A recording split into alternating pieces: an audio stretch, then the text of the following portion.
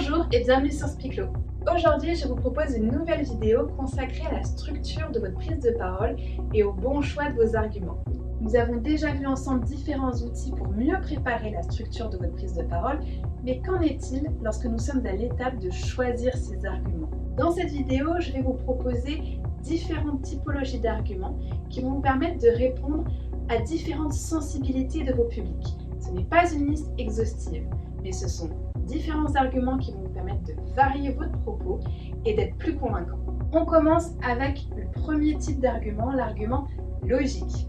C'est un argument qui va reposer sur un effet cause-conséquence, un argument qui va couler de source, une vérité absolue, indubitable, etc.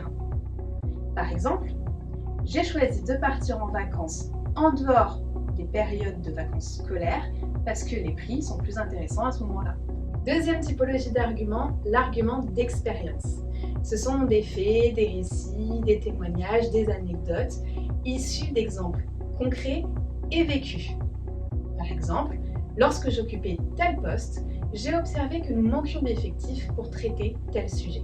Troisième type d'argument, celui de valeur. Ce sont des références familiales, culturelles, sociales, un socle de valeurs qui va former un ensemble de principes, de règles pour un même groupe. C'est un argument relativement subjectif et qui n'oblige pas à remporter l'adhésion générale. Par exemple, dans notre société, nous avons à cœur de former une cohésion d'équipe forte et durable, et pour cela, nous demandons d'organiser chaque vendredi un déjeuner participatif. Quatrième type d'argument, celui d'autorité. Ce sont les règles, les lois, les faits et propos énoncés par une autorité supérieure.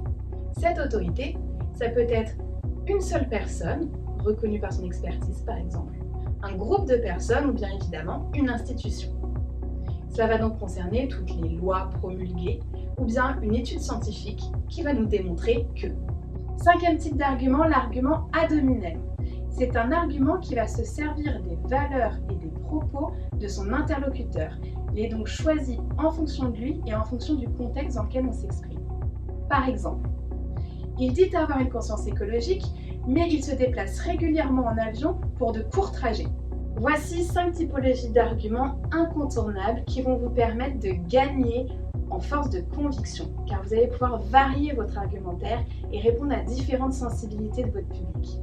Choisissez vos arguments de façon pertinente et si vous voulez marquer des points, essayez d'avoir au moins 3 arguments de type différents dans votre propos. Je vous laisse travailler votre argumentaire et vous retrouve dès la semaine prochaine pour une nouvelle vidéo Spiclo.